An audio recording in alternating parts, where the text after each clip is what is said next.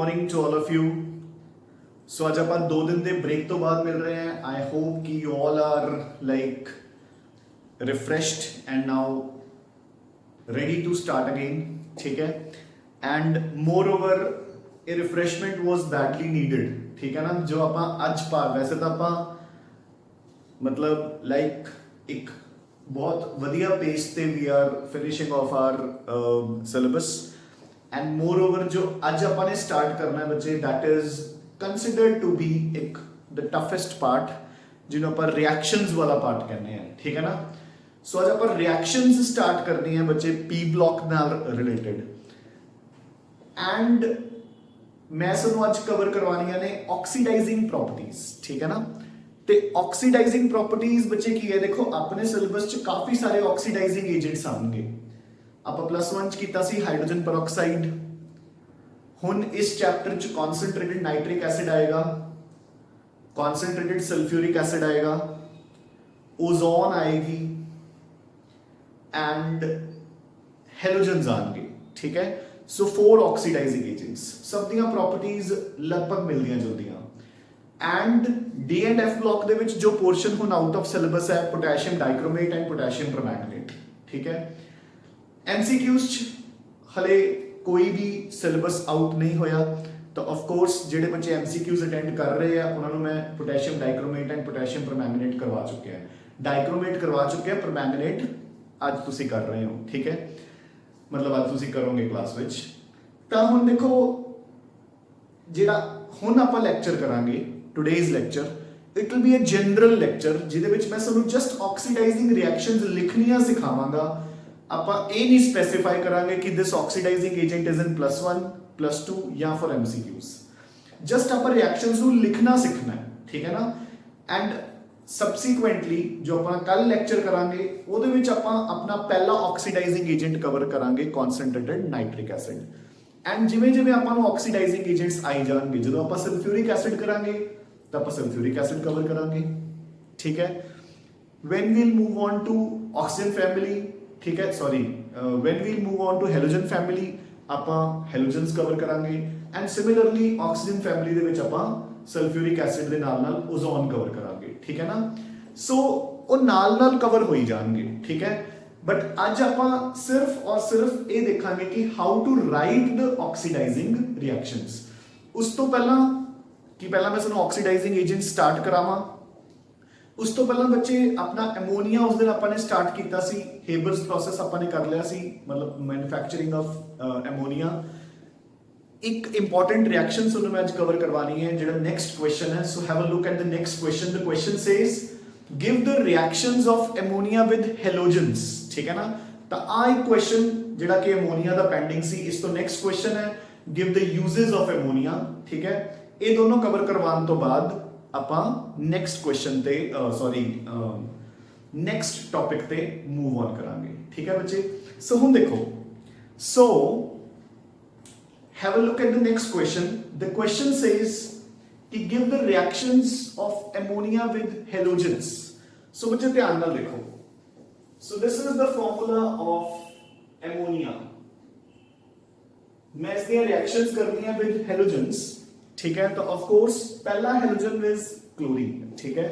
सो अच्छा, chlorine is highly exothermic, ठीक है। ओदी रिएक्शन अनकंट्रोलेबल हुंदी है, सो फ्लोरीन आपां नहीं पढ़ांगे। हां, जेड़ा NF3 है it is a stable halide. अगर एक बार NF3 बन जाता है वो स्टेबल है, ठीक है। चलो वो स्टेबिलिटी फैक्टर्स ते बाद च आवांगे। पहला reaction of ammonia with chlorine बच्चे, ठीक है। सो पहला ਆਪਾਂ Cl2 ਦੇ ਨਾਲ ਕਵਰ ਕਰ ਰਹੇ ਹਾਂ। So how does ammonia react with chlorine? ਇਹਨੂੰ ਆਪਾਂ ਦੋ ਹਿੱਸਿਆਂ ਚ ਕਰਾਂਗੇ। So number 1 is when ammonia is in excess. So ਜਦੋਂ एमोनिया एक्सेस ਚ ਹੋਏਗਾ ਉਦੋਂ ਕੀ ਹੋਏਗਾ? सो देखो एमोनिया प्लस क्लोरीन। सो अपन 2 मोल्स एमोनिया दे लवांगे, 2 3s are 6H, 3 2s are 6 chlorine. So 6 HCl बन गए प्लस N2 आउट हो गया, फाइन, क्लियर। ਨਾਓ ਹੁਣ ਆਪਾਂ ਨੂੰ ਪਤਾ ਹੈ ਕਿ ਐਮੋਨੀਆ ਇੱਕ ਬੇਸਿਕ ਕੰਪਾਊਂਡ ਹੈ, HCl ਇੱਕ ਐਸਿਡਿਕ ਕੰਪਾਊਂਡ ਹੈ। ਜਿਹੜਾ ਇਹ ਐਸਿਡ ਬਣ ਰਿਹਾ ਹੈ, ਐਮੋਨੀਆ ਤਾਂ ਐਕਸੈਸ ਚ ਹੈਗਾ ਹੀ ਹੈ, ਇਹ ਫਰਦਰ ਰਿਐਕਟ ਕਰ ਜਾਏਗਾ ਐਕਸੈਸ ਆਫ ਅਮੋਨੀਆ ਦੇ ਨਾਲ। ਸੋ 6 ammonia plus 6 HCl will give you 6 ammonium chloride। ammonium chloride salt ਬਣ ਜਾਊਗਾ। ਹੁਣ ਦੋਨੋਂ ਰਿਐਕਸ਼ਨਸ ਨੂੰ ਤੁਸੀਂ ਐਡ ਕਰ ਦਿਓ। when you will add both the reactions, HCl ਕੱਟ ਗਿਆ ਬੱਚੇ, ਠੀਕ ਹੈ। ਆਪਣੇ ਕੋਲ overall reaction ਕੀ ਬਣੀ? so this will be 8 ammonias plus 3 chlorine molecules will give you N2 plus 6 ammonium chlorides। done, ठीक है। सो अपने रिएक्शन ਨੂੰ ਕ੍ਰੈਮ ਨਹੀਂ ਕਰਨਾ ਬੱਚੇ। ਦੇਖੋ ਤੁਸੀਂ ਡਾਇਰੈਕਟ ਰਿਐਕਸ਼ਨ ਨੂੰ ਅਗਰ ਕ੍ਰੈਮ ਕਰਨ ਦੀ ਕੋਸ਼ਿਸ਼ ਕਰੋਗੇ ਤਾਂ ਉਹ ਅੰਡਰਸਟੈਂਡਿੰਗ ਤੋਂ ਬਾਹਰ ਹੈ, ਉਸ ਨੂੰ ਕ੍ਰੈਮਿੰਗ ਹੀ ਕਰਨੀ ਪਊਗੀ। ਐਦਾਂ ਕਰਨਾ ਹੈ, ਠੀਕ ਹੈ ਨਾ।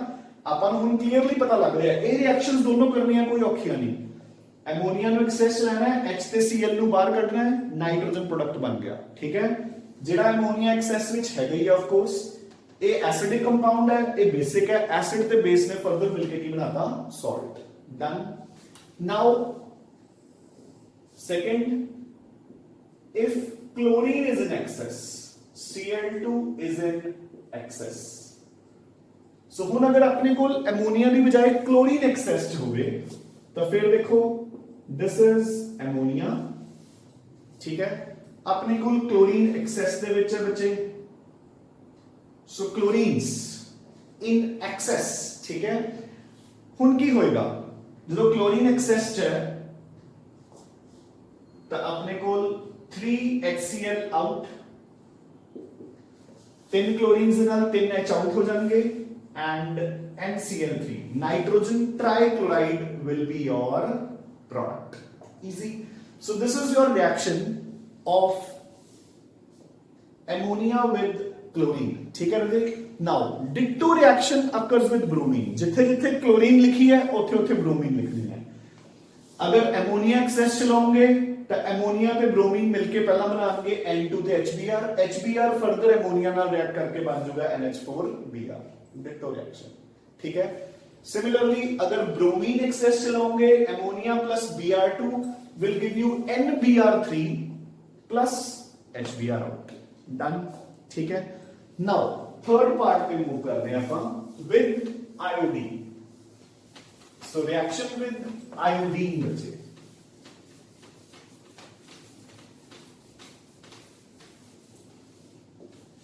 so reaction with iodine। so iodine ਦੇ ਨਾਲ ammonia ਕਿੱਦਾਂ ਰਿਐਕਟ ਕਰਦਾ ਹੈ ਦੇਖੋ।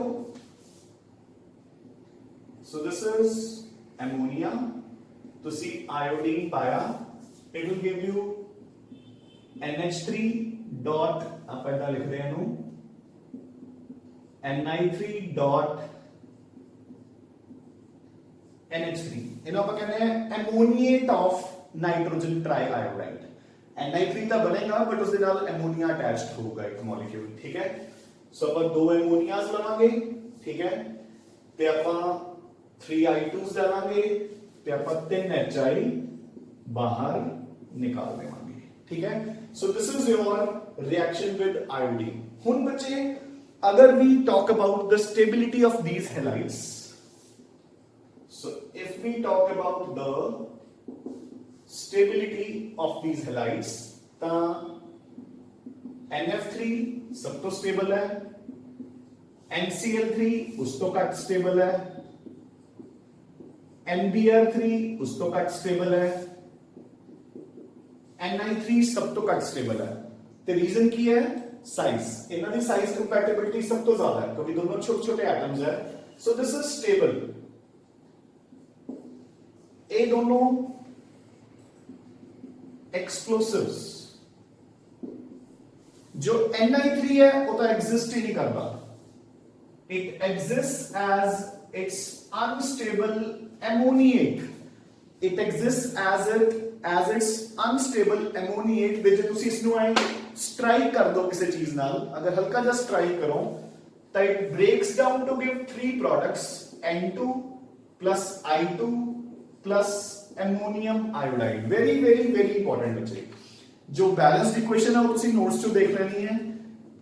एमोनी nitrogen triiodide exist as unstable ammoniate, ऐदा तो ये एग्जिस्ट ही नहीं करता। देखो बच्चे स्टेबिलिटी घटती जा रही है ना, NF3 स्टेबल है, ये दोनों एक्सप्लोसिव्स ने। नाइट्रोजन ट्राई आयोडाइड इतना अनस्टेबल है कि it exist only as ammoniate, ठीक है। एंड अगर हल्का जा स्ट्राइक करोगे तो it will break down like this. Clear? हाँ जी। So this is about the reactions of ammonia with halogens. ये भी कंप्लीट हो गया। नेक्स्ट क्वेश्चन तुसी खुद कवर करना है बच्चे, जेड़ा अमोनिया दी यूजेस है वो तुसी पढ़ सकते हो। हुण आपां स्टार्ट करांगे reactions of oxidizing agents. Very important, again मैं रिपीट कर रहे हैं, जिन्नियां भी रिएक्शंस आपां अज ते कल करांगे बच्चे वो अपने सिलेबस च 4 बार आनगियां। पहला हुण कॉन्सनट्रेटेड नाइट्रिक एसिड, फिर सल्फ्यूरिक एसिड, फिर ओजोन, फिर हैलोजेंस। Getting a point? ठीक है। मैं इसको दो हिस्सों च करवाऊंगा, oxidation half reactions, reduction half reactions, दोनों को कंबाइन करके बन जाएगी अपनी overall reaction. So this is the toughest part of chemistry, ठीक है ना, रिएक्शंस को लिखना। ऑर्गेनिक दी रिएक्शंस को भी याद करना ईजी हुंदा है क्योंकि वो लॉजिकल हुंदियां ने ज्यादा ते मिलदियां जुलदियां हुंदियां। इनऑर्गेनिक दे विच बच्चे इट्स वेरी टफ। सो जो आपां अज ते कल करांगे इस पोर्शन नु चंगी तरह कर लियो ताकि आपां नु अगे प्रॉब्लम ना आवे। 4 बार रिवाइज करांगे, 4 ऑक्सीडाइजिंग एजेंट्स करांगे तो एंड तक जाते जाते आपां नु पूरी चंगी तरह हो जाएंगी। वैसे मैं सानू +1 हाइड्रोजन पेरोक्साइड च करवा चुका एक बार लर्न, ठीक है ना। सो जेडे बच्चों ने +1 मेरे को ही कीती है उन्होंने ये मैं एक बार लर्न करवा चुके हैं क्लास में पुछ के, ठीक है ना। जेडे दूसरे बच्चे भी हो तुसी अज ते कल दा लेक्चर पूरा फोकस होके चंगी तरह पढ़ लेना है, ठीक है। जो आपां ओजोन करांगे, सल्फ्यूरिक एसिड करांगे, हैलोजेंस करांगे तो रिवाइज हो जाएगा बच्चे, ठीक है। So let's start off with oxidizing agents now. तो रिएक्शंस पार्ट पहला मैं शुरू करवाऊंगा बच्चे। देखो कि अपने पूरे सिलेबस अपने को ऑक्सीडाइजिंग एजेंट्स केड़े-केड़े है। देखो जो आप ऑक्सीडाइजिंग प्रॉपर्टीज पढ़ते हैं तो ऑफ कोर्स आपां नूं पता है कि जी रिएक्शन होएगी वो टोटल की होएगी रिडॉक्स। ਉਹਦੇ दो पार्ट्स होंगे, एक रिडक्शन एक ऑक्सीडेशन। जिहदी रिडक्शन होएगी वो दूजे नूं ऑक्सीडाइज करेगा, जिहदी ऑक्सीडेशन होएगी वो दूजे नूं रिड्यूस करेगा। तो पहला आप ऑक्सीडाइजिंग एजेंट्स पढ़ रहे हैं जिन्हां दी खुद दी की हुंदी है रिडक्शन, यानी कि पहला आप रिडक्शन वाला हाफ पढ़ रहे हैं, ठीक है। उस तो बाद मैं सानू ऑक्सीडेशन वाले हाफ पढ़ाऊंगा, फिर आप दोनों को कंबाइन करके की बना देंगे अपनी रिडॉक्स इक्वेशन, डिपेंडिंग अपॉन कि आपको केड़े रिड्यूसिंग एजेंट ते केड़े ऑक्सीडाइजिंग एजेंट दी रिएक्शन पेपर च आऊगी। Getting a point? सो देखो अपने पूरे सिलेबस दे विच ऑक्सीडाइजिंग एजेंट्स केड़े-केड़े है। नंबर 1 जो अपन +1 च आंदा है बच्चे hydrogen peroxide. Clear? Hydrogen peroxide we know कि ऑक्सीजन इज -2। क्लियर? ठीक है। ते it breaks down into water plus oxygen. So oxygen होगी -2 ते 0। सो बच्चे इस तो आप क्लियरली आइडिया लगा सकते हैं कि जेड़ा हाइड्रोजन पेरोक्साइड है it can both act as an oxidizing agent as well as a reducing agent, क्योंकि उसकी रिडक्शन भी हो रही है, क्योंकि उसकी रिडक्शन भी हो रही है एंड ऑक्सीडेशन भी हो रही है। क्लियर है कि नहीं? Hydrogen peroxide is being oxidized as well as reduced. बेशक एक ऑक्सीडाइजिंग एजेंट मेनली यूज होता है but it can also be used as a reducing agent, ठीक है। चलो now we move on to our +2 syllabus. अपना वेरी इंपॉर्टेंट ऑक्सीडाइजिंग एजेंट, अपने 3 main oxidizing agents होंगे ने बच्चे used in chemistry, concentrated nitric acid, potassium permanganate and potassium dichromate। so अपन second पे आ गए, ठीक है। so concentrated nitric acid when it is used as a reducing agent as an oxidizing agent एक खुद रिड्यूस हो जाता है to NO2 plus water. Fine. So nitrogen +5 to +4 आ गई। सो इसकी खुद की रिडक्शन होगी, दूसरे दी एक ही करेगा oxidation. You getting a point? And it is a very strong oxidizing agent बच्चे, it is a strong oxidizing agent, ठीक है। Third, concentrated H2SO4। अच्छा एक चीज और याद रखनी है बच्चे कि जेड़ा डाइल्यूट H2SO4 है वो भी ऑक्सीडाइजिंग एजेंट का काम कर सकता है। सॉरी, जो डाइल्यूट HNO3 है वो भी ऑक्सीडाइजिंग एजेंट का काम कर सकता है, ठीक है। बस फर्क सिर्फ ये होएगा कि जो डाइल्यूट HNO3 यूज करांगे it will be reduce to NO plus water. So nitrogen की हो जाएगी रिडक्शन ते दूसरे नु की करेगा oxidize. Clear? So this is dilute HNO3। Now third, concentrated H2SO4, ठीक है। It is comparatively a weaker oxidizing agent. एक कोई ज्यादा स्ट्रॉन्ग ऑक्सीडाइजिंग एजेंट नहीं होता। Now it gives you SO2 plus water, so sulfur goes from +6 to +4। Clear? समझ आई बच्चे? सो concentrated H2SO4 ਨੂੰ ਜਦੋਂ ਆਪਾਂ ऑक्सीडाइजिंग एजेंट ਦੇ ਤੌਰ ਤੇ ਯੂਜ਼ ਕਰਦੇ ਹਾਂ, it undergoes reduction to sulfur dioxide plus water, ठीक है। Our next oxidizing agent is ozone। Fine। Now ozone gives you O2 plus nascent oxygen। So due to this nascent oxygen, due to the release of this nascent oxygen, it can be used as an oxidizing agent, ठीक है। Next we move on to aqueous solutions of halogens। Water plus chlorine, water plus bromine, water plus iodine, but आप इतने सिर्फ chlorine की गल करांगे जो कि काफी स्ट्रॉन्ग ऑक्सीडाइजिंग एजेंट है। So water plus chlorine gives you 2HCl plus again nascent oxygen is being released, ठीक है।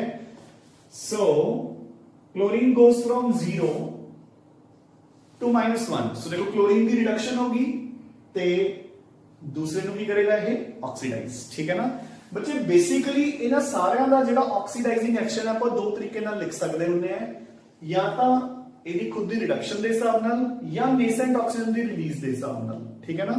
चलो खैर वो बात की गल है ना।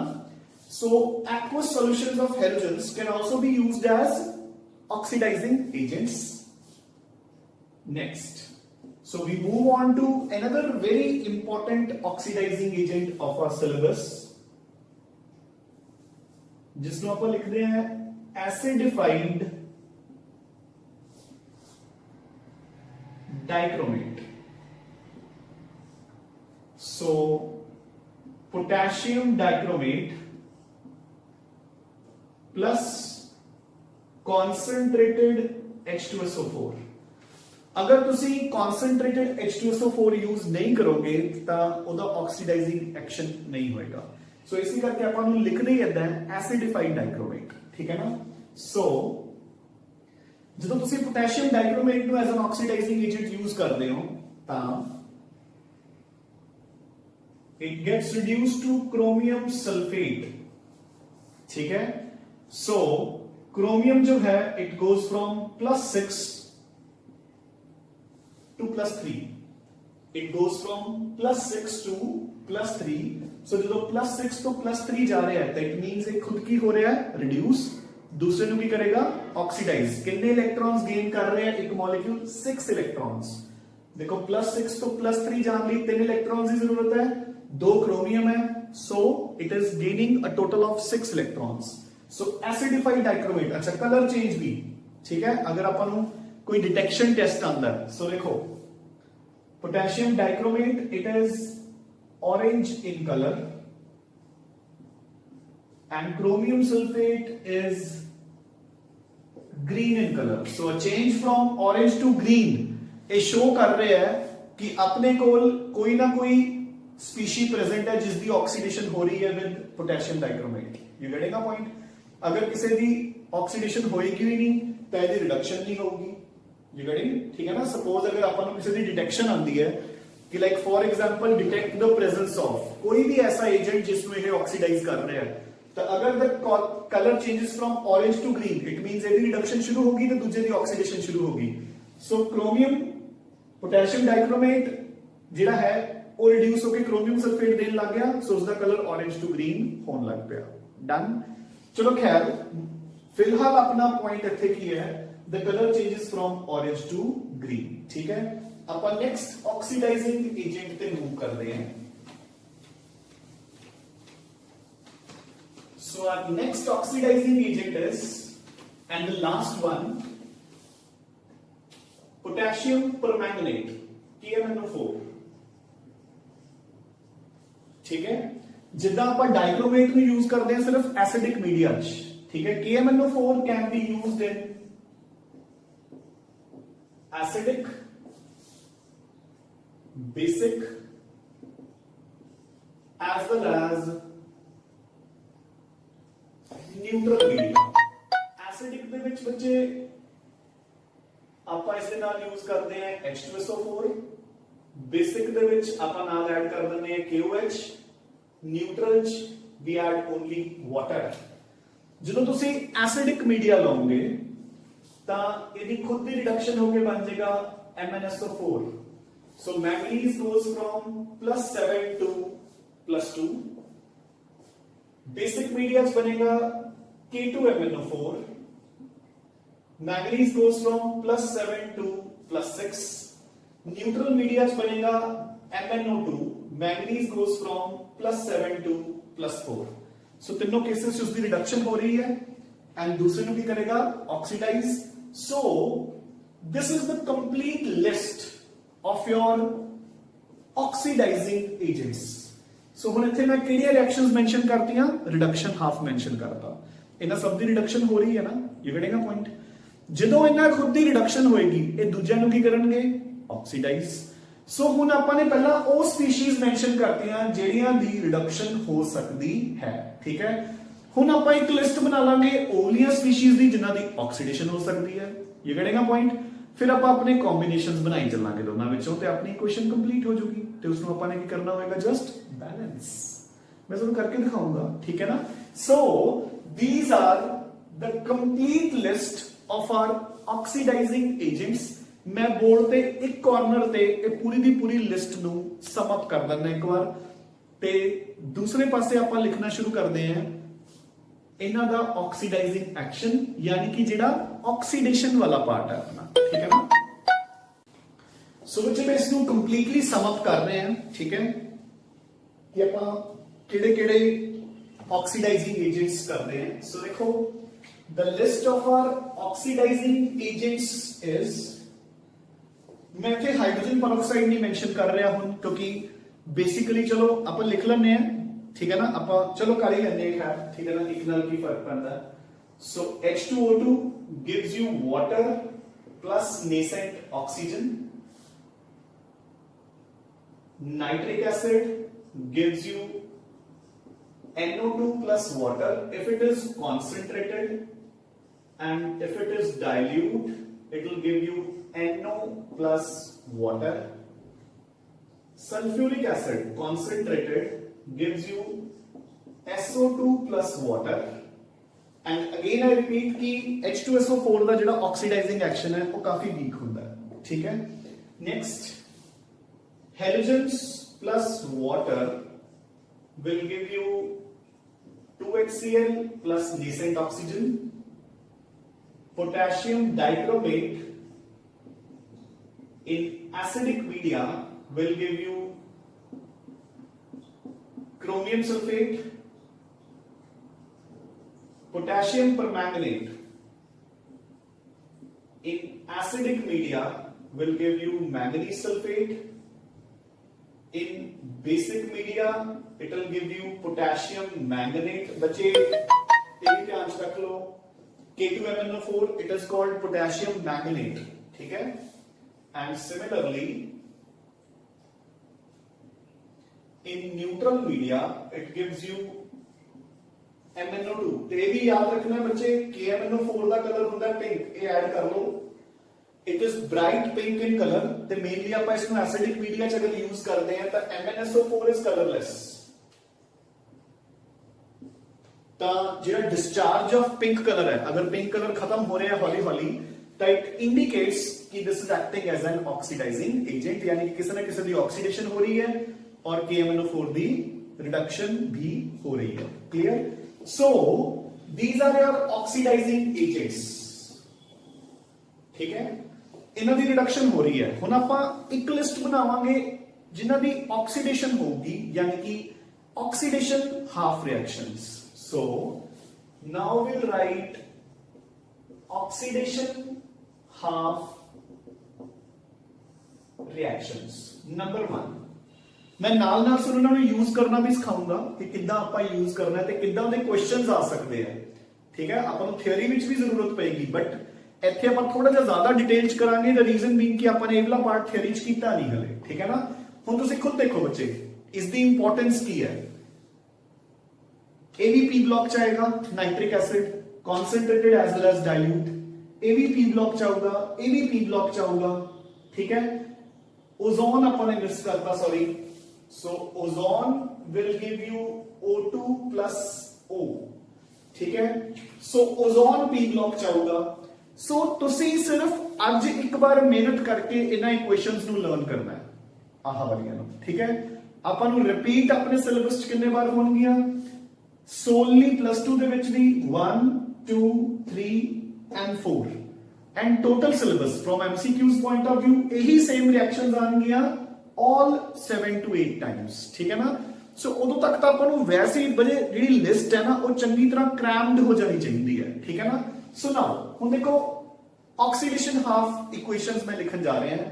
तो पहला अच्छा एक चीज होर मैं इत्थे क्लीयर कर दूंगा तुहानूं, नाल ही चाहे किसी रफ मार्जिन दे विच या रफ कॉलम दे विच नोट कर लो। देखो मैं तुहानूं +1 च भी दस्सिया होया है, एक बार फिर दस रहे कि दीज आर 3 मेन एसिड्स जिन्होंने आप कॉमनली बोलते हैं कि दे आर एसिड्स, है ना।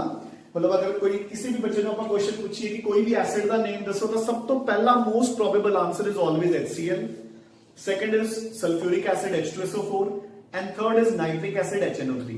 बट बच्चे ये याद रखना है कि जेड़ा HNO3 है it is mainly used in chemistry as a strong oxidizing agent. जो सल्फ्यूरिक एसिड है it is mainly used as a strong dehydrating agent. It is used as a strong dehydrating agent and also a weak oxidizing agent.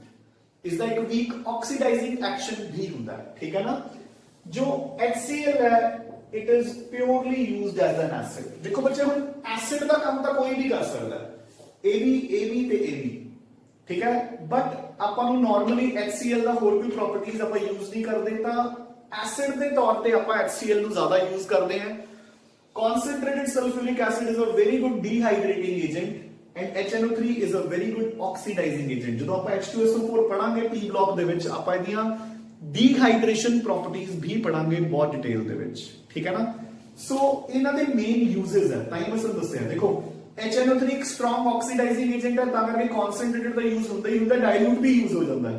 जबकि ये week है तो सिर्फ concentrated ही use होता है, week या डाइल्यूट फॉर्म दे विच ये यूज नहीं हुंदा, उदों ये सिर्फ एसिड दा काम ही करता है, ठीक है ना। सो देखो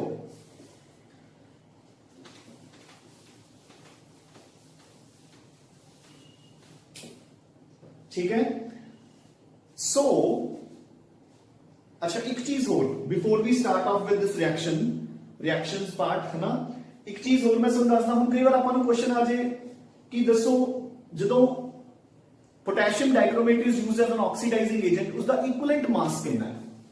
सो equivalent mass of potassium dichromate when it is used as an oxidizing agent. तो बच्चे देखो इक्विवेलेंट मास की होता है, equivalent mass sorry molar mass upon change in valency, जिन्हों आप एन फैक्टर बोल देंगे होंगे, है ना, कि कितने इलेक्ट्रॉन्स गेन किए जा रहे हैं या कितने इलेक्ट्रॉन्स लूज किए जा रहे हैं, यही होंगे ना एन फैक्टर। ਤਾਂ ਬੱਚੇ ਦੇਖੋ ਪੋਟੈਸ਼ੀਅਮ ਡਾਈਕ੍ਰੋਮੇਟ क्रोमियम +6 तो +3 जा रहे हैं तो कितने इलेक्ट्रॉन्स गेन कर रहे हैं 3 एक मॉलिक्यूल कितने क्रोमियम है 2 तो एक मॉलिक्यूल कितने इलेक्ट्रॉन्स गेन करेगा 6 इलेक्ट्रॉन्स सो इसका मोलर मास होता है बच्चे 294/6 so is the molar mass will be is the equivalent mass will be 49 so when potassium dichromate is used as an oxidizing agent उसका equivalent mass is 49 ਹੁਣ ਅਗਰ ਇਹੀ question ਦੇਖੋ ਆਪਾਂ ਨੂੰ KMnO4 ਤੇ ਆ ਜਾਏ ਇਕੁਇਵਲੈਂਟ ਮਾਸ ਆਫ KMnO4 ਤਾਂ ਉਸ ਦਾ ਹੁਣ ਆਪਾਂ ਨੂੰ ਅਲੱਗ-ਅਲੱਗ ਮੀਡੀਆ 'ਚ ਦੇਖਣਾ ਪਏਗਾ ਸੋ ਪਹਿਲਾਂ ਐਸਿਡਿਕ ਮੀਡੀਆ 'ਚ ਕਿੰਨਾ ਹੋਏਗਾ ਉਸ ਦਾ molar mass is 158 change in valency ਸੋ ਬੱਚੇ +7 ਤੋਂ ਐਸਿਡਿਕ ਮੀਡੀਆ 'ਚ +2 ਕਿੰਨੀ ਵੈਲੈਂਸੀ ਚੇਂਜ ਹੋ ਰਹੀ ਹੈ 5/5 basic media +7 to +6 so change in valency is 1 so 158/1 is 158 only है ठीक है third neutral media fine neutral media ਕੀ ਹੋਏਗਾ ਬੱਚੇ +7 to +4 ठीक है change in valency is 3 3 electrons gain कर रहे हैं so 158/3 calculations ਤੁਸੀਂ ਕਰ ਸਕਦੇ ਹੋ ਮੇਰੀ ਗੱਲ ਸਮਝ ਆ ਗਈ ਤਾਂ ਇਸੇ ਤਰੀਕੇ ਨਾਲ ਕਿਸੇ ਵੀ ਆਕਸੀਡਾਈਜ਼ਿੰਗ ਏਜੰਟ ਦਾ ਆਪਾਂ ਨੂੰ ਇਕੁਇਵਲੈਂਟ ਮਾਸ ਪੁੱਛਿਆ ਜਾ ਸਕਦਾ ਹੈ ਤਾਂ ਮੋਲਰ ਮਾਸ ਡਿਵਾਈਡਡ ਬਾਈ ਕਿ ਉਹ ਕਿੰਨੇ ਇਲੈਕਟ੍ਰॉन्स ਗੇਨ ਕਰ ਰਿਹਾ ਹੈ when it is used as an oxidizing agent per molecule per atom ਨਹੀਂ per molecule ਕਿਉਂਕਿ ਇੱਥੇ ਆਪਾਂ ਕ੍ਰੋਮੀਅਮ ਦਾ ਇਕੁਇਵਲੈਂਟ ਮਾਸ ਨਹੀਂ ਕੈਲਕੂਲੇਟ ਕਰ ਰਹੇ ਆਪਾਂ ਕਿਹਦਾ ਕੈਲਕੂਲੇਟ ਕਰ ਰਹੇ ਹਾਂ ਪੋਟੈਸ਼ੀਅਮ ਡਾਈਕ੍ਰੋਮੇਟ ਦਾ ਤਾਂ ਪੋਟੈਸ਼ੀਅਮ ਡਾਈਕ੍ਰੋਮੇਟ ਔਨ ਅ ਹੋਲ ਕਿਉਂਕਿ ਉਹਦੇ ਕੋਲ ਦੋ ਕ੍ਰੋਮੀਅਮਸ ਹੈ ਤਾਂ ਕਿੰਨੇ ਇਲੈਕਟ੍ਰॉन्स ਗੇਨ ਕਰ ਰਿਹਾ ਹੈ 6 ਇਲੈਕਟ੍ਰॉन्स fine now so now we shall start off with our oxidizing properties oxidation half reactions ਆਪਾਂ reduction half reactions board ਤੇ ਲਿਖੀਆਂ ਹੋਈਆਂ ਠੀਕ ਹੈ ਨਾ so ਬੱਚੇ first property is कि ferrous ions are oxidized to ferric ions जो ferrous ions they are oxidized to ferric ions यानी कि कोई भी सॉल्ट है जिस दे विच Fe2+ है it will be oxidized to Fe3+ for example अगर फेरस सल्फेट है तो उस तो की बन जाएगा फेरिक सल्फेट फेरस सल्फेट तो की बन जाएगा बच्चे फेरिक सल्फेट अगर अपने पास फेरस क्लोराइड है तो उस तो की बन जाएगा फेरिक क्लोराइड बच्चे समझ आ रहे हैं ठीक है ना सो हुन आपने ऑक्सीडाइजिंग प्रॉपर्टीज लिखनिया शुरू करतीਆਂ देखो हुन सपोज ਆਪਾਂ ਨੂੰ ਉੱਥੇ ਕੁਐਸਚਨ ਆਉਂਦਾ ਹੈ ਦੇਖੋ ਬੱਚੇ ਹੁਣ ਆਪਾਂ ਨੂੰ ਕੁਐਸਚਨਸ ਕਿੱਦਾਂ ਆਣਗੇ ਹੁਣ ਸਪੋਜ਼ ਆਪਾਂ ਨੂੰ ਉੱਥੇ ਕੁਐਸਚਨ ਆ ਪਹਿਲਾਂ ਮੈਂ ਤੁਹਾਨੂੰ ਬਿਲਕੁਲ ਈਜ਼ੀ ਜਿਹਾ ਕੁਐਸਚਨ ਈਜ਼ੀ ਜਿਹਾ ਟਾਈਪ ਦਾ ਕੁਐਸਚਨ ਕਰਵਾਉਣਾ ਹੈ ਸਪੋਜ਼ ਆਪਾਂ ਨੂੰ ਕੁਐਸਚਨ ਆਉਂਦਾ ਹੈ how does potassium dichromate how does acidified potassium dichromate react with ferrous sulfate ठीक है ਹੁਣ ਆਪਾਂ ਨੂੰ ਇਹ ਰਿਐਕਸ਼ਨਸ ਨੂੰ ਲਰਨ ਕਰਨ ਦਾ ਮੋਟਿਵ ਕੀ ਹੈ how does acidified dichromate react with ferrous sulfate ਇਹ ਮੈਂ ਤੁਹਾਨੂੰ ਸੋਲਵ ਕਰਕੇ ਦਿਖਾਣਾ ਹੈ ਬੋਰਡ ਤੇ ਠੀਕ ਹੈ ਸੋ ਹੁਣ ਦੇਖੋ ਬੱਚੇ ਕਿ ਆਪਾਂ ਨੂੰ ਆਕਸੀਡੇਸ਼ਨ ਤੇ ਰਿਡਕਸ਼ਨ ਦਾ ਹਾਫ ਯਾਦ ਹੈ ਬੈਲੈਂਸਿੰਗ ਆਪਾਂ ਆਟੋਮੈਟਿਕਲੀ ਕਰ ਸਕਦੇ ਹਾਂ ਬਾਅਦ ਵਿੱਚ ਹੁਣ ਦੇਖੋ ਅਗਰ ਆਪਾਂ ਨੂੰ ਐਟਲੀਸਟ ਇੰਨੀ ਕੁ ਚੀਜ਼ ਤਾਂ ਪਤਾ ਹੋਵੇ ਨਾ ਕਿ ਦੇਖੋ ਕਿਵੇਂ ਪੋਟੈਸ਼ੀਅਮ ਡਾਈਕ੍ਰੋਮੇਟ plus H2SO4 ਇਸ ਤੋਂ ਮੈਨੂੰ ਰਿਡਿਊਸ ਹੋ ਕੇ ਮਿਲੂਗਾ क्रोमियम सल्फेट जो फेरस सल्फेट है उस तो ऑक्सीडाइज होके बनूंगा फेरिक सल्फेट समझ आई गल कि नहीं सो देखो पोटेशियम डाइक्रोमेट तो रिड्यूस होके बनना सी क्रोमियम सल्फेट फेरस सल्फेट तो ऑक्सीडाइज होके बनना सी फेरिक सल्फेट आपने मेन रिएक्टेंट्स ते मेन प्रोडक्ट्स लिखते ना रिएक्टेंट्स ਤਾਂ ਤਿੰਨ ਹੀ ਹੁੰਦੇ ਨੇ ਬਾਹਰ ਕੌਣ ਜਾਊਗਾ ਹੁਣ ਆਪਾਂ ਨੂੰ ਕਲੀਅਰਲੀ ਦਿਖ ਰਿਹਾ ਹੈ ਪੋਟੈਸ਼ੀਅਮ ਤੇ ਸਲਫੇਟ ਮਿਲ ਕੇ K2SO4 ਇੱਕ ਵਾਟਰ ਬਾਹਰ ਜਾਊਗਾ ਠੀਕ ਹੈ ਉਹ ਕੰਪਲੀਟਲੀ ਰਿਐਕਸ਼ਨ ਨੂੰ ਕਿਵੇਂ ਸੋਲਵ ਕਰੀਦਾ ਉਹ ਆਪਾਂ ਕਰਾਂਗੇ ਜਦੋਂ ਚੈਪਟਰ ਕਰਾਂਗੇ। ਬਟ ਇੱਕ ਵਾਰ ਆਪਾਂ ਨੂੰ ਇੰਨਾ ਪਤਾ ਲੱਗ ਗਿਆ ਨਾ ਕਿ ਆਪਣੇ ਮੇਨ ਰਿਐਕਟੈਂਟਸ ਤੇ ਮੇਨ ਪ੍ਰੋਡਕਟਸ ਕਿਹੜੇ ਆ। ਹੁਣ ਆਪਣਾ ਸਿਰਫ ਇੱਕ ਸਟੈਪ ਰਹਿ ਗਿਆ balancing. You getting a point? ਉਹ ਜਦੋਂ ਮੈਂ ਤੁਹਾਨੂੰ ਰਿਐਕਸ਼ਨਸ ਕਰਵਾਉਂਗਾ ਉਦੋਂ ਮੈਂ ਤੁਹਾਨੂੰ ਬੈਲੈਂਸਿੰਗ ਵੀ ਕਰਵਾਉਂਗਾ। ਹੁਣ ਦੇਖੋ ਸੋ the question ਆਉਂਦਾ ਹੈ how does ferric chloride react with aqueous chlorine? ठीक है? How does ferrous sulfate react with concentrated HNO3? So FeSO4 plus concentrated nitric acid, ਤੁਹਾਨੂੰ ਪਤਾ ਹੈ ਇਸ ਤੋਂ ਆਕਸੀਡਾਈਜ਼ ਹੋ ਕੇ ਕੀ ਮਿਲੂਗਾ? Ferric sulphate. इस तो रिड्यूस होके की मिलूगा? NO2 plus water. You getting a point? हले रिएक्शन कंप्लीट नहीं है क्योंकि देखो सल्फेट है तो इधर मैंने सल्फ्यूरिक एसिड भी पाना पड़ेगा हले, ठीक है ना। बट एक बार मैंने मेजर रिएक्टेंट्स ते प्रोडक्ट्स लर्न हो गए। क्लियर? ऐसा अपन ने कंबाइन करके रिएक्शंस करनी है, ठीक है ना। सो फेरस सल्फेट ते कॉन्सेंट्रेटेड नाइट्रिक एसिड की रिएक्शन पूछी है, एदी ऑक्सीडेशन होके फेरिक सल्फेट बन जाऊगा, एदी रिडक्शन होके नाइट्रोजन डाइऑक्साइड ते वाटर बन जाऊगा बच्चे। You getting a point? ऐसा अपन ने बैलेंसिंग करनी है। क्लियर है कि नहीं? हो सकता है ना ये इतना मुश्किल नहीं है, ठीक है। नाउ हुन देखो इसनू मैं पूरी तरह भी बैलेंसिंग करनी ਤੁਹਾਨੂੰ ਸਿਖਾ ਸਕਦਾ ਹੈ, ठीक है ना। जे मतलब ਆਪਾਂ ਨੂੰ ਜਸਟ ਇੱਕ ਐਗਜ਼ਾਮਪਲ ਦੇ ਤੌਰ ਤੇ ਲੋੜ ਹੈ। ਦੇਖੋ ਇੱਕ ਵਾਰ ਸੁਣੋ ਧਿਆਨ ਨਾਲ।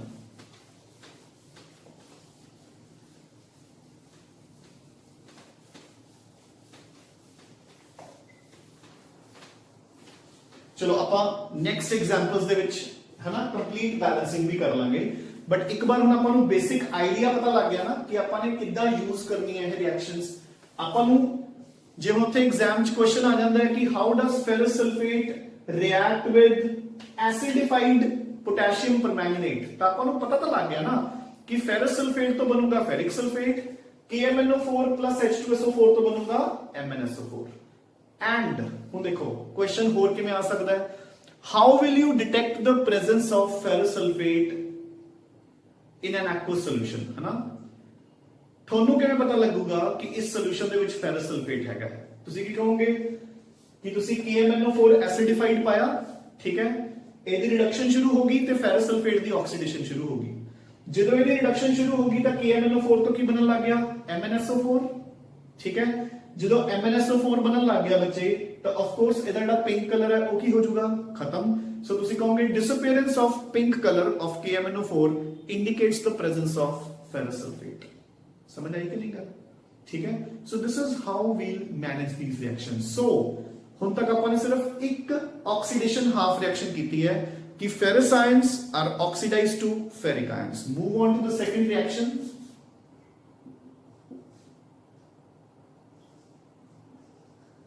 Stannous salts are oxidized to stanic salts, ठीक है। सो SN+2 ਤੋਂ ਆਪਾਂ ਨੂੰ ਮਿਲ ਜੂਗਾ ਬੱਚੇ SN+4 ਤੇ ਇਹਦੇ ਵਿੱਚ ਟਿਪੀਕਲ ਜਿਵੇਂ ਫੈਰਸ ਦੇ ਕੇਸ 'ਚ ਆਪਾਂ ਨੂੰ ਫੈਰਸ ਸਲਫੇਟ ਆਂਦਾ ਹੈ, ਫੈਰਸ ਕਲੋਰਾਈਡ ਨਹੀਂ ਆਂਦਾ। ਇਹਦੇ ਵਿੱਚ ਆਊਗਾ ਆਪਾਂ ਨੂੰ SnCl2 तो SnCl4। so 10 goes from +2 to +4। clear? so stannous salts are oxidized to stanic salts, यानी कि SnCl2 तो SnCl4 बन जाएगा। so ਹੁਣ अगर मैं ਇਹਨਾਂ ਵਿੱਚੋਂ ਕੋਈ ਵੀ ਆਕਸੀਡਾਈਜ਼ਿੰਗ ਏਜੰਟ ਨੂੰ ट्रीट करदा है विद SnCl2 तो मेरे को ਕੀ ਬਣ ਜਾਏਗਾ ਬੱਚੇ? SnCl। So I repeat कि SnCl2 अपन को देगा SnCl4। फाइन। सो बच्चे थर्ड ऑक्सीडेशन हाफ रिएक्शन में बोर्ड पे थोड़े लिए लिखी हुई है, देखो कि sulphides will be oxidized to sulphates SO3 तो अपन को मिल जाएगा SO4 so sulphur will go from +4 to +6। Clear? For example हुन इस दे विच टिपिकल क्वेश्चन किहदा आंदा हुंदा है? Sodium sulphide. So sodium sulphide तो की मिल जाएगा sodium sulphate like so question आता है how will sodium sulphide react with aqueous chlorine the sodium sulfide plus aqueous chlorine chlorine plus water इसकी नेसेंट ऑक्सीजन इधर शिफ्ट होगी दोनों मिलके की बन गया 2HCl plus Na2SO4 clear so will move on to the fourth part इस दे नाल मिलदा जुलदा बिल्कुल सेम डिक्टो ठीक है ऐसे ही मैं ਤੁਹਾਨੂੰ ਇੱਕ ਇੱਕ ਦੋ ਦੋ ਨਾਲ एग्जांपल्स करवांदा जाऊंगा ताकि ਆਪਾਂ ਨੂੰ ਬੱਚੇ ਨਾਲ यूज करना आ जाए है ना सो फोर्थ पार्ट सेज कि nitrites are oxidized to nitrates so NO2 salts NO2 minus salts are oxidized to NO3 minus so nitrogen goes from +3 to +5 ਤੇ ਇਸ ਦੇ ਵਿੱਚ ਜਿਹੜਾ ਆਪਾਂ ਨੂੰ ਟਿਪੀਕਲੀ ਆਉਂਦਾ ਹੁੰਦਾ that is potassium nitrite ਤੋਂ ਆਪਾਂ ਨੂੰ ਮਿਲ ਜਾਂਦਾ ਹੈ potassium nitrate ਬੱਚੇ ਨੂੰ ਯੂਜ਼ ਕਰਨਾ ਸਿੱਖੀ ਚੱਲੋ ਤੇ ਲਰਨ ਕਰੀ ਚੱਲੋ ਫਿਰ ਜਦੋਂ ਆਪਾਂ ਰਿਐਕਸ਼ਨਸ 'ਚ ਪਹੁੰਚਾਂਗੇ ਤੁਸੀਂ ਦੇਖੋਗੇ ਕਿ ਜਿਹੜਾ ਮੋਸਟ ਇੰਪੋਰਟੈਂਟ ਪਾਰਟ ਹੁੰਦਾ ਹੈ ਕੈਮਿਸਟਰੀ ਦਾ ਇੰਪੋਰਟੈਂਟ ਵੀ ਕਹ ਲਓ ਤੇ ਮੋਸਟ ਟਫੈਸਟ ਪਾਰਟ ਉਹ ਆਪਾਂ ਨੂੰ ਬੜੀ ਈਜ਼ੀਲੀ ਆਉਂਦਾ ਹੋਊਗਾ ਠੀਕ ਹੈ ਨਾ ਬਹੁਤ ਈਜ਼ੀਲੀ ਠੀਕ ਹੈ ਨਾ ਸੋ ਦੇਖੋ ਸੋ KNO2 ਤੋਂ ਆਪਾਂ ਨੂੰ ਮਿਲ ਰਿਹਾ ਹੈ ਪੋਟਾਸ਼ੀਅਮ ਨਾਈਟ੍ਰੇਟ ਠੀਕ ਹੈ ਹੁਣ ਦੇਖੋ ਤੁਹਾਨੂੰ ਕੁਐਸਚਨ ਆਉਂਦਾ ਹੈ how will potassium nitrite react with ozone ठीक है तो अपन क्लियरली दिख रहा है कितना इजीली आप लिख सकते हैं ਹੁਣ देखो बच्चे ब्लाइंडली नहीं आप कुछ भी कर सकते जे अपन पता है कि KNO2 प्लस ओजोन ओजोन तो अपन की मिलना है O2 प्लस O सो O2 जेड़ा O है वो जाके इधर अटैच हो गया so KNO3 so ozone has oxidised potassium nitrite to potassium nitrate simple easy we'll move on to the next so oxidation half reaction number 5 बचे so fifth पे आ गया अपा so H2S is oxidized to sulfur in the colloidal form ठीक है ਆਪਾਂ ਜਦੋਂ surface chemistry ਚ preparations of ਕੋਲੋਇਡਸ ਕੀਤੀਆਂ ਸੀ ਤਾਂ ਉਹਦੇ ਵਿੱਚ ਜਿਹੜੇ ਆਪਾਂ ਨੇ ਕੈਮੀਕਲ ਮੈਥਡਸ ਕੀਤੇ ਸੀ ਇੱਕ ਸੀਗੇ ਫਿਜ਼ੀਕਲ ਮੈਥਡਸ ਇੱਕ ਸੀਗੇ ਕੈਮੀਕਲ ਮੈਥਡਸ ਫਿਜ਼ੀਕਲ ਮੈਥਡਸ ਅੱਗੇ ਦੋ ਟਾਈਪਸ ਦੇ ਸੀ ਡਿਸਪਰਸ਼ਨ ਐਂਡ ਕੰਡੈਂਸੇਸ਼ਨ ਡਿਸਪਰਸ਼ਨ ਦੇ ਵਿੱਚ ਮੈਂ ਕਿਹਾ ਤੁਹਾਨੂੰ ਇੰਪੋਰਟੈਂਟ ਕੀ ਸੀਗਾ ਪੈਪਟਾਈਜ਼ੇਸ਼ਨ ਐਂਡ ਬ੍ਰੈਡਿਕਸ ਆਰਕ ਯਾਦ ਹੈ ਨਾ ਤਾਂ ਉਦਾਂ ਹੀ ਜਿਹੜੇ ਬੱਚੇ ਕੈਮੀਕਲ ਮੈਥਡ ਸੀਗੇ ਉਹਨਾਂ ਦੇ ਵਿੱਚ ਸੀਗੇ ਆਕਸੀਡੇਸ਼ਨ ਐਂਡ ਰਿਡਕਸ਼ਨ ਆ ਆਕਸੀਡੇਸ਼ਨ ਆ ਗਿਆ सो H2S ਨੂੰ मैं ऑक्सीडाइज करता सल्फर सो देखो सल्फर -2 तो goes from 0 sulphur goes from -2 तो 0 सो सल्फर बच्चे ऑक्सीडाइज हो गया ठीक है ना ते कोलॉइडल फॉर्म च आऊगा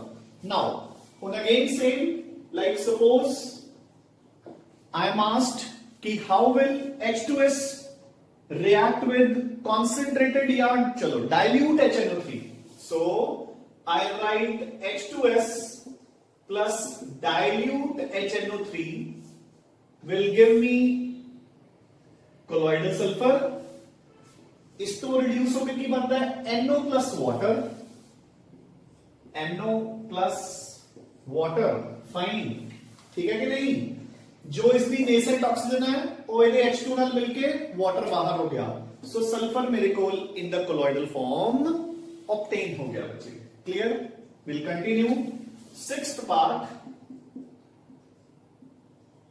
lead sulfide PbS sulfide तो अपन मिल जूगा PbSO4 lead sulfate so sulfur goes from -2 to +6 so चार नेसेंट ऑक्सीजन्स ऐड हो गया बच्चे ठीक है 4 नेसेंट ऑक्सीजन ऐड हो गया हम देखो फॉर एग्जांपल अपन क्वेश्चन आता है how will PbS react with ozone तो आप कैसे लिखेंगे PbS प्लस ओजोन मैंने कितने और चाहिए ने ऑक्सीजन नेसेंट 4 तो मैं 4 ओजोन मॉलिक्यूल्स लूंगा मेरे को बन गया PbSO4 plus 4 oxygens out and done so this is my oxidizing action of ozone on PbS clear I hope Next, so we'll move on to the seventh equation now.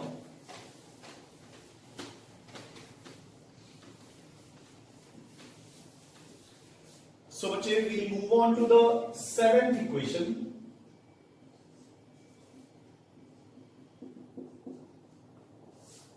Sulfur dioxide is oxidized to या तो sulphuric acid, ठीक है. सो sulphur goes from +4 to +6. ध्यान से रखना है बच्चे, या फिर सल्फर ट्राइऑक्साइड.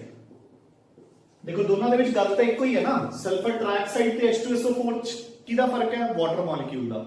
ਅਗਰ ਇਸ ਦੇ ਵਿੱਚ ਪਾਣੀ ਪਾ ਦੋਗੇ ਤਾਂ ਇਹ ਬਣ ਜਾਊਗਾ, ਅਗਰ ਪਾਣੀ ਨਿਕਾਲ ਦੋਗੇ ਤਾਂ ਇਹ ਬਣ ਜਾਊ. ਸੋ ਅਗਰ ਇਹਦੀ ਆਕਸੀਡੇਸ਼ਨ ਹੋਊਗੀ ਇਨ ਡਰਾਈ ਮੀਡੀਆ ਤਾਂ ਸਲਫਰ ਟ੍ਰਾਈਆਕਸਾਈਡ, ਅਗਰ ਇਸ ਦੀ ਆਕਸੀਡੇਸ਼ਨ ਹੋਊਗੀ ਇਨ ਐਕੁਅਸ ਮੀਡੀਆ ਤਾਂ ਸਲਫਿਊਰਿਕ ਐਸਿਡ. ਡਨ? ਕਲੀਅਰ? ਹਾਂਜੀ. नेक्स्ट बच्चे समझ आ गया ना. सल्फर डाइऑक्साइड तो अपन की मिल जाएगा sulphuric acid. So when sulphur dioxide is treated with these oxidising agents, ठीक है, ता वील गेट सल्फ्यूरिक एसिड बच्चे. ठीक है. नाउ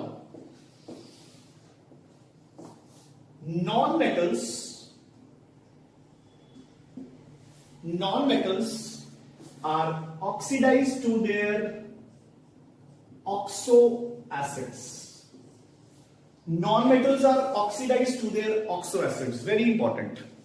एक क्वेश्चन अगर देखो कॉम्बिनेशंस होंदियां ने, जिवें जिवें मैं ਤੁਹਾਨੂੰ बना के दिखा रहा है, एक क्वेश्चन ਤੁਹਾਨੂੰ मेनली आऊगा नाइट्रिक एसिड च. ठीक है ना. नाइट्रिक एसिड ਦੀਆਂ जो रिएक्शंस आएंगी तो नॉन मेटल्स ਦੀਆਂ रिएक्शंस आएंगी. ठीक है ना. सो देखो ਤੇ ਆਪਾਂ ਨੂੰ ਚਾਰ ਹੀ ਨॉन ਮੈਟਲਸ ਆਣਗੇ, ਜ਼ਿਆਦਾ ਨਹੀਂ ਆਣਗੇ. ਜਿਹੜੇ ਜਿਹੜੇ ਮੈਂ ਲਿਖਾਈ ਜਾ ਰਿਹਾ ਬਸ ਉਹੀ ਆਣਗੇ. ਸੋ ਦੇਖੋ carbon, sulphur, phosphorus, iodine. Sulphur ਆਪਾਂ ਨੂੰ ਮੋਲੀਕੂਲਰ ਫਾਰਮ ਚ ਵੀ ਲਿਖ ਸਕਦੇ ਆ S8 ਤੇ P4. ਠੀਕ ਹੈ. ਸੋ ਕਾਰਬਨ ਤੋਂ ਬਣ ਜਾਏਗਾ ਬੱਚੇ ਕਾਰਬੋਨਿਕ ਐਸਿਡ, ਸਲਫਰ ਤੋਂ ਬਣ ਜਾਊਗਾ ਸਲਫਿਊਰਿਕ ਐਸਿਡ, फास्फोरस तो बन जाऊगा फॉस्फोरिक एसिड, आयोडीन तो बन जाऊगा iodic acid. Clear? So carbon will give you carbonic acid, sulphur will give you sulphuric acid, phosphorus will give you phosphoric acid, iodine will give you iodic acid. ठीक है जी. हुन देखो हुन एक दो चीजें सुनो. पहला तो यही चीज की सो मैं एक बार रिएक्शंस इरेज की मैं साइड पे लिख देना है. सो सल्फर तो सल्फ्यूरिक एसिड, फॉस्फोरस तो फॉस्फोरिक एसिड, आयोडीन तो आयोडिक एसिड. ठीक है. हम देखो बच्चे पहला तो वही सेम चीज कि अगर मैंने क्वेश्चन आता है how will carbon react with concentrated nitric acid, तो what I right, carbon plus HNO3 concentrated will give you H2CO3 plus NO2 plus water. मेरी रिएक्शन होगी. मैं मेन रिएक्टेंट्स पे प्रोडक्ट्स लिखते. हुन जेडी चीज मैं ਤੁਹਾਨੂੰ ਦੱਸਣਾ ਚਾਹਨਾ ਹੈ, ਧਿਆਨ ਨਾਲ ਸੁਣੋ ਬੱਚੇ. ਹੁਣ ਉੱਥੇ ਅਗਰ ਸਾਨੂੰ ਕੁਐਸਚਨ ਆਉਂਦਾ ਹੈ how will nitric acid react with H2S. ਦੇਖੋ ਬੱਚੇ ਉਹਨਾਂ ਨੂੰ ਧਿਆਨ ਨਾਲ ਸੁਣ ਲਓ. मतलब ਤੁਹਾਨੂੰ ਲੱਗੂਗਾ ਕਿ ਸਰ ਦੇ 10 ਤਾਂ ਦਿੱਤਾ ਵੀ H2S ਤੋਂ ਸਲਫਰ ਬਣੂਗਾ, ਹੈ ਨਾ. ਬਟ ਥੋੜਾ ਜਿਹਾ ਧਿਆਨ ਨਾਲ ਸੁਣੋ ਵੀ ਮੈਂ ਕਹਿਣਾ ਕੀ ਚਾਹ ਰਿਹਾ ਹਾਂ. ਦੇਖੋ ਆਪਾਂ ਨੂੰ ਪਤਾ ਹੈ ਕਿ H2S ਤੋਂ ਬਣ ਜਾਊਗਾ ਸਲਫਰ, ਇਸ ਤੋਂ ਬਣ ਜਾਊਗਾ NO2 ਵਾਟਰ. ਇਹ ਤਾਂ ਸਭ ਨੂੰ ਪਤਾ ਹੈ ਨਾ. ਬਟ ਜਿਹੜੀ ਚੀਜ਼ ਮੈਂ ਦੱਸਣੀ ਹੈ, ਹੁਣ ਦੇਖੋ ਕਈ ਵਾਰ ਬੱਚੇ ਉੱਥੇ ਓਵਰਥਿੰਕ ਕਰ ਜਾਂਦੇ ਨੇ. ਓਵਰਥਿੰਕ ਕਿਵੇਂ? H2S ਤੋਂ ਬਣ ਰਿਹਾ ਸਲਫਰ ਤੇ ਬੱਚੇ ਕਹਿੰਦੇ ਨੇ ਕਿ ਸਰ ਨੇ ਇਹ ਵੀ ਕਿਹਾ ਸੀ ਕਿ ਸਲਫਰ ਤੋਂ ਬਣਦਾ ਹੈ ਅੱਗੇ ਸਲਫਿਊਰਿਕ ਐਸਿਡ. तो ऐसा कुछ नहीं करना, आप रिएक्शन सल्फर तक की लिखनी है. मेरी बात समझ आई ना. सो H2S तो सल्फर बनाना है, सल्फर तो आगे सल्फ्यूरिक एसिड नहीं बनाना, H2S तो सल्फर ही आऊगा. जी H2S तो सल्फर ते सल्फर तो आगे सल्फ्यूरिक एसिड ऐसे रिएक्शन च बनना होता मैं दस दिंदा. सो अगर रिएक्शन आती है सल्फर दे नाल, इत्थे सल्फर है फिर इत्थे भी सल्फ्यूरिक एसिड. बट अगर रिएक्शन आती है H2S दे नाल फिर सल्फर. ठीक है ना, अपने आप उसको एक्सटेंड नहीं करना रिएक्शन को। Next, so non metals will give you their acids, ठीक है, हाँ जी। सो अपन नेक्स्ट पे आते हैं, again very important, reaction number 8, halides are oxidized to halogens. Halides are oxidized to halogens, मतलब जो HX है, X की है बच्चे, क्लोरीन ब्रोमीन आयोडीन, है ना, सो क्लोरीन बन जाएगी। सो यानी कि हेलोजेंस जेडे हैगे ने, जो हेलोजेंस है, they will go from -1 to 0, ठीक है। सो ਉਹਨਾਂ ਦੀ ਕੀ ਹੋਗੀ ਆਕਸੀਡੇਸ਼ਨ। ਹੁਣ ਇਹਦੇ ਵਿੱਚ ਇੱਕ ਦੋ ਚੀਜ਼ਾਂ ਧਿਆਨ ਨਾਲ ਕਰਨੀਆਂ, ਠੀਕ ਹੈ। ਪਹਿਲੀ ਗੱਲ ਤਾਂ ਕੋਈ ਵੀ ਆਕਸੀਡਾਈਜ਼ਿੰਗ ਏਜੰਟ HF ਤੋਂ ਫਲੋਰੀਨ ਨਹੀਂ ਬਣਾ ਸਕਦਾ। ਕਿਉਂ ਨਹੀਂ ਬਣਾ ਸਕਦਾ? ਕਿਉਂਕਿ ਆਪਾਂ ਨੂੰ ਪਤਾ ਹੈ ਕਿ fluorine itself is the strongest oxidizing agent. Fluorine ਤੋਂ ਸਟਰੋਂਗ ਆਕਸੀਡਾਈਜ਼ਿੰਗ ਏਜੰਟ ਪੂਰੀ ਕੈਮਿਸਟਰੀ 'ਚ ਕੋਈ ਹੈ ਨਹੀਂ। ਸੋ HF ਤੋਂ ਫਲੋਰੀਨ ਕੋਈ ਵੀ ਨਹੀਂ ਬਣਾ ਸਕਦਾ, ਜਦਕਿ ਫਲੋਰੀਨ ਇਹਨਾਂ ਸਾਰਿਆਂ ਨੂੰ ਉਲਟਾ ਕਰ ਸਕਦਾ ਹੈ। ਹੁਣ ਧਿਆਨ ਨਾਲ ਸੁਣੋ, ਜੇ ਫਲੋਰੀਨ ਨੂੰ ਤੁਸੀਂ ਟ੍ਰੀਟ ਕਰੋਗੇ NO2 ਨਾਲ ਤਾਂ ਨਾਈਟ੍ਰਿਕ ਐਸਿਡ ਬਣ ਜਾਊਗਾ, SO2 ਨਾਲ ਤਾਂ ਸਲਫਰ H2SO4 ਬਣ ਜਾਊਗਾ, HCl ਨਾਲ ਤਾਂ ਕਲੋਰੀਨ ਬਣ ਜੂਗੀ, क्रोमियम सल्फेट तो डाइक्रोमेट बन जाऊगा, ਤੇ ਇਹਨਾਂ ਸਾਰਿਆਂ ਤੋਂ ਪਰਮੈਂਗਨੇਟ ਬਣ ਜਾਊਗਾ। ਯਾਨੀ ਕਿ ਫਲੋਰੀਨ ਇਹਨਾਂ ਨੂੰ ਆਕਸੀਡਾਈਜ਼ ਕਰ ਸਕਦੀ ਹੈ, ਇਹ ਫਲੋਰੀਨ ਨੂੰ ਆਕਸੀਡਾਈਜ਼ ਨਹੀਂ ਕਰ ਸਕਦੇ। Fluorine is the strongest oxidizing agent in chemistry with the highest reduction potential कितना सीगा 2.87, clear now? So halides are oxidized to halogens, यानी कि HCl तो बन जाएगा क्लोरीन, ठीक है, HBr तो बन जाएगी ब्रोमीन, HI तो बन जाएगी आयोडीन, चाहे इन्हां दे सॉल्ट्स होन, Ki पोटेशियम आयोडाइड तो बन जाएगी आयोडीन, मतलब चाहे एसिड है चाहे सॉल्ट है, हैलाइड तो हैलोजेंस बनणगे। हुण इहदे विच एक दो चीज़ां जिहड़ियां कि आपां ने ध्यान च रखनी है, ठीक है।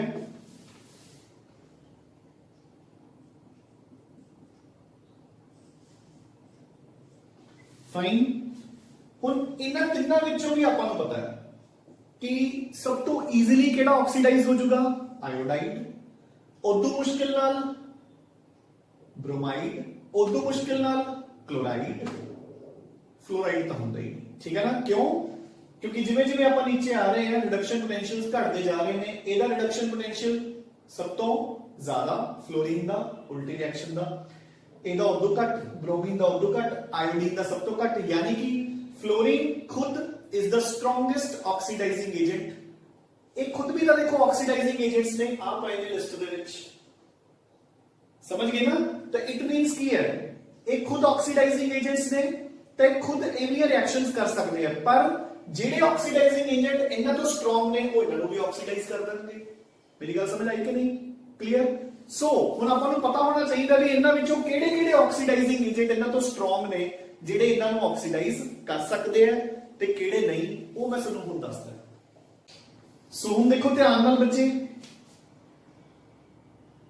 HCl ਤੋਂ ਕਲੋਰੀਨ H2SO4 ਨਹੀਂ ਬਣਾ ਸਕਦਾ, ਕਿਉਂਕਿ H2SO4 ਇਸ ਤੋਂ ਵੀਕ ਆਕਸੀਡਾਈਜ਼ਿੰਗ ਏਜੰਟ ਹੁੰਦਾ ਹੈ। ਇਹ ਰਿਐਕਸ਼ਨਸ ਦੋਨੋਂ ਇਹ ਕਰ ਦੂਗਾ। H2SO4 ब्रोमाइड तो ब्रोमीन बना दूंगा, आयोडाइड तो आयोडीन बना दूंगा, बट नॉट क्लोराइड तो क्लोरीन, ठीक है।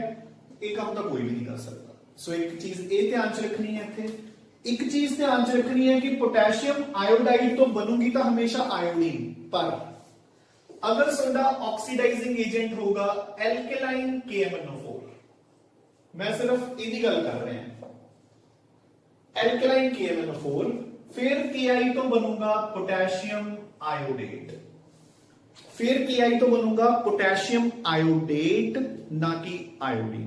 ये दो चीजें ध्यान रखनी है, ठीक है। फर्स्ट ऑफ ऑल कि H2SO4 क्लोराइड तो क्लोरीन नहीं बना सकता, क्योंकि chlorine is a stronger oxidising agent than H2SO4। हाँ, तुसी क्लोरीन नाल SO2 ਨੂੰ ट्रीट करो, ये SO2 ਨੂੰ ऑक्सीडाइज करके H2SO4 बना दूंगा। You getting the point? ठीक है। सो एक तो क्लोराइड तो क्लोरीन H2SO4 नहीं बना सकता, ते दूसरा Ki normally it will be oxidized to iodine, but alkaline KMnO4 the case it will be oxidized to KiO3। clear? Next,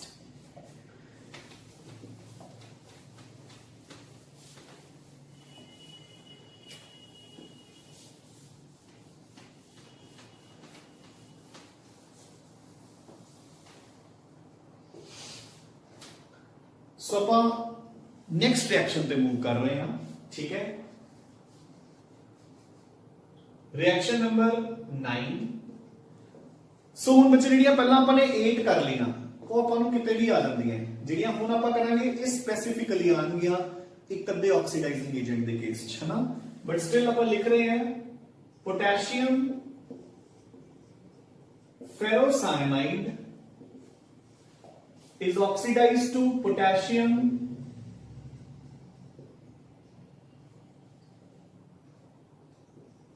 ferricyanide।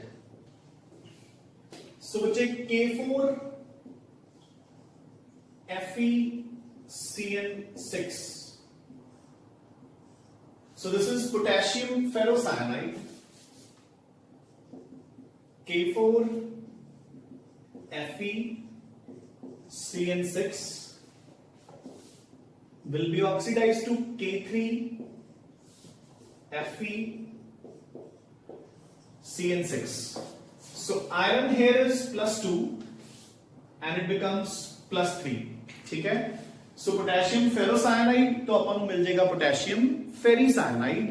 Iron will be oxidised from ferrous to again ferric. हाँ, हुण इत्थे याद की रखना है, अगर suppose इसकी reaction आती है आपां नूं विद कॉन्सनट्रेटेड H2SO4 तो हुण बच्चे जिहड़ा सल्फ्यूरिक एसिड है वो इत्थे अपना ऑक्सीडाइजिंग एक्शन शो नहीं करूगा। ठीक है ना, अपने को इसका ऑक्सीडाइजिंग एक्शन नहीं होगा, वो एक नॉर्मल एसिड की तरह बिहेव करूगा। पोटेशियम तो बना दूंगा पोटेशियम सल्फेट, आयरन Fe2+2+ ही रहूगा फेरस सल्फेट, नाइट्रोजन तो बन जाएगा ammonium sulphate and carbon will be released as carbon monoxide. Very very very important frequent so question मिलेगा जब आप एमसीक्यू सॉल्व करांगे कि when potassium ferrocyanide is treated with H2SO4 one of the following gases is evolved and the answer is carbon monoxide। so reaction ਨੂੰ ਧਿਆਨ ਨਾਲ ਕਰ ਲੈਣਾ। ਇੱਥੇ H2SO4 ਕੋਈ ऑक्सीडाइजिंग एजेंट ਦਾ ਰੋਲ प्ले नहीं कर रहा, नॉर्मल एसिड ਦਾ ਕੰਮ ਕਰ ਰਿਹਾ। ठीक है ना, so एक चीज ਦੇ ਧਿਆਨ ਚ ਰੱਖਣੀ ਹੈ। so we'll move on to the next reaction।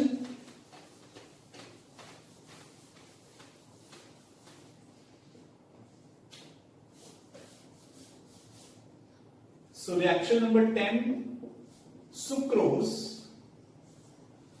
is oxidized to oxalic acid।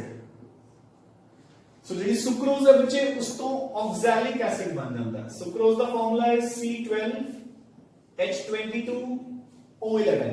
fine, तो it will be oxidized to oxalic acid COOH। fine, clear? now ਇੱਥੇ कार्बन is 0। ठीक है, ਇੱਥੇ कितना हो गया बच्चे तुसी देखो C2H2O4 so +3 I think। ठीक है, so carbon is oxidized from 0 to +3। clear?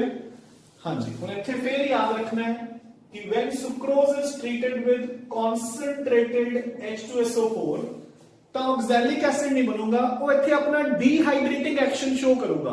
Very important reaction बच्चे देखो, अपने को 11 वाटर मॉलिक्यूल्स रेडीमेड पे है, 11H2O बाहर वाटर बाहर काटता देखो ने सिर्फ की बच गया अपने को कार्बन। सो अपने को सिर्फ एक ब्लैक रेसिड्यू बच जूगा, सारा पानी खंड दे विचों सोक लूगा H2SO4 and this is known as its Charring action. Theory ਲਈ ਵੀ ਇੰਪੋਰਟੈਂਟ ਹੈ, what do you mean by the Charring action of H2SO4 ਤੇ MCQs ਲਈ ਵੀ ਇੰਪੋਰਟੈਂਟ ਹੈ ਕਿ ਜਦੋਂ ਆਪਾਂ ਸੁਕਰੋਜ਼ ਨੂੰ ਟ੍ਰੀਟ ਕਰਦੇ ਹਾਂ with concentrated H2SO4 a black residue is left, ਠੀਕ ਹੈ, ਸਾਰਾ ਪਾਣੀ ਸੁੱਕਿਆ ਗਿਆ। ਇਹਦੇ ਨਾਲ ਹੀ ਰਿਲੇਟਡ ਕੁਐਸਚਨ, ਠੀਕ ਹੈ, ਸੋ ਅਗਰ ਆਪਾਂ ਨੂੰ ਕੁਐਸਚਨ ਆਉਂਦਾ ਹੁਣ oxalic acid, so oxalic acid is oxidized to carbon dioxide, so बच्चे carbon goes from +3 oxidation state to +4 ਤੇ ਇਹ ਰਿਐਕਸ਼ਨ ਮੇਨਲੀ ਆਪਾਂ ਨੂੰ ਆਉਂਦੀ ਹੁੰਦੀ ਹੈ KMnO4 ਦੇ ਕੇਸ 'ਚ, ਠੀਕ ਹੈ। ਚਲੋ ਉਹ ਤਾਂ ਬਾਅਦ ਦੀਆਂ ਗੱਲਾਂ ਹੈ, ਬਟ ਅਗੇਨ ਹੁਣ ਇੱਥੇ ਯਾਦ ਰੱਖਣਾ ਹੈ ਕਿ if oxalic acid is treated with concentrated H2SO4 ਤਾਂ ਅਗੇਨ ਉਹ ਆਪਣਾ dehydrating action show ਕਰੂਗਾ, OH ਇੱਥੋਂ ਤੇ H ਇੱਥੋਂ, ਵਾਟਰ ਬਾਹਰ। ਸੋ ਦੇਖੋ ਅਗਰ ਮੈਂ ਇੱਥੋਂ ਵਾਟਰ ਬਾਹਰ ਕੱਢਤਾ ਤਾਂ ਕੀ ਬਚ ਗਿਆ, ਇੱਥੇ ਕਾਰਬਨ ਮੋਨੋਆਕਸਾਈਡ, ਇੱਥੇ ਕਾਰਬਨ ਡਾਈਆਕਸਾਈਡ, ਸੋ ਈਜ਼ੀ। ਸੋ ਬਸ ਥੋੜਾ ਜਿਹਾ ਲੌਜੀਕਲੀ ਸੋਲਵ ਕਰਨੀ ਹੈ, ਠੀਕ ਹੈ ਨਾ। So these are your oxidation half reactions. Clear ਬੱਚੇ, ਇਹਨਾਂ ਦੀ ਕੰਬੀਨੇਸ਼ਨਸ ਵੀ ਮੈਂ ਤੁਹਾਨੂੰ ਬਣਾਉਣੇ ਸਿਖਾਤੇ। ਹੁਣ ਕੱਲ ਆਪਾਂ ਪੋਟਾਸ਼ੀਅਮ ਡਾਈਕ੍ਰੋਮੇਟ ਸਟਾਰਟ ਕਰਨਾ ਹੈ, ਤਾਂ ਉਹਦੇ ਵਿੱਚ ਮੈਂ ਤੁਹਾਨੂੰ ਦੱਸੂਗਾ ਕਿ ਇਹਨਾਂ ਰਿਐਕਸ਼ਨਸ ਨੂੰ ਆਪਾਂ ਕਿਵੇਂ ਯੂਜ਼ ਕਰਨਾ ਹੈ ਤੇ ਕਿਵੇਂ ਕੁਐਸਚਨਸ ਆ ਸਕਦੇ ਆ, ਠੀਕ ਹੈ ਨਾ। ਮਤਲਬ this is considered to be the toughest part in chemistry ਤੇ ਆਪਾਂ ਨੇ ਬਹੁਤ ਈਜ਼ੀ ਵੇ ਨਾਲ ਕਰਨਾ ਹੈ ਤਾਂ ਕਿ ਆਪਾਂ ਨੂੰ ਇੰਨਾ ਕੌਨਫੀਡੈਂਸ ਹੋਵੇ ਕਿ ਅਗਰ ਰਿਐਕਸ਼ਨਸ ਬੇਸਡ ਕੁਐਸਚਨ ਉੱਥੇ ਐਗਜ਼ਾਮ 'ਚ ਆ ਗਿਆ ਤਾਂ ਆਪਾਂ ਸੋਲਵ ਕਰ ਦਾਂਗੇ, ਠੀਕ ਹੈ ਨਾ। ਤੇ ਹੋਊਗਾ ਵੀ, ਸੋਲਵ ਹੋਊਗਾ ਤੇ ਈਜ਼ੀਲੀ ਹੋਊਗਾ, ਡੋਂਟ ਵਰੀ। ਹੁਣ ਕੱਲ ਦਾ ਲੈਕਚਰ ਦੇਖਣ ਤੋਂ ਪਹਿਲਾਂ ਤੁਹਾਨੂੰ ਆ ਸਾਰੀਆਂ ਰਿਡਕਸ਼ਨ ਹਾਫ ਇਕੁਏਸ਼ਨਸ ਤੇ ਆਕਸੀਡੇਸ਼ਨ ਹਾਫ ਰਿਐਕਸ਼ਨਸ ਪੂਰੀ ਤਰ੍ਹਾਂ ਲਰਨ ਹੋਣ ਬੱਚੇ, ਠੀਕ ਹੈ ਨਾ। ਫਿਰ ਹੀ ਮਜ਼ਾ ਆਊਗਾ ਰਿਐਕਸ਼ਨਸ ਨੂੰ ਪੜ੍ਹਨ ਦਾ, ਠੀਕ ਹੈ। ਸੋ ਜਿੱਥੇ ਵੀ ਨਾਲ ਕੋਈ ਐਕਸੈਪਸ਼ਨ ਸੀ ਮੈਂ ਤੁਹਾਨੂੰ ਉਹ ਵੀ ਮੈਂਸ਼ਨ ਕਰਵਾਤੀ, ਠੀਕ ਹੈ ਨਾ। So it will make our reactions very easy to attempt, ਠੀਕ ਹੈ ਬੱਚੇ। So we shall meet tomorrow and ਕੱਲ ਆਪਾਂ ਸਟਾਰਟ ਕਰਾਂਗੇ ਵਿਦ ਪੋਟਾਸ਼ੀਅਮ ਡਾਈਕ੍ਰੋਮੇਟ, ਠੀਕ ਹੈ। ਅਗਲੇ 3-4 ਦਿਨਾਂ 'ਚ we'll do lots of reactions part. In the meantime ਆਪਾਂ ਥਿਊਰੀ ਕਲਾਸ ਦੇ ਵਿੱਚ ਕਵਰ ਕਰਾਂਗੇ ਪੀ ਬਲੌਕ ਦਾ ਥਿਊਰੀ ਪੋਰਸ਼ਨ ਤੇ ਉਸ ਤੋਂ ਬਾਅਦ ਫਿਰ ਉੱਥੇ ਵੀ ਆਪਾਂ ਨੂੰ ਥੋੜੀਆਂ ਬਹੁਤ ਰਿਐਕਸ਼ਨਸ ਲਰਨ ਕਰਨੀਆਂ ਪੈਣਗੀਆਂ, ਠੀਕ ਹੈ ਬੱਚੇ। So keep studying, keep revising. Thanks a lot.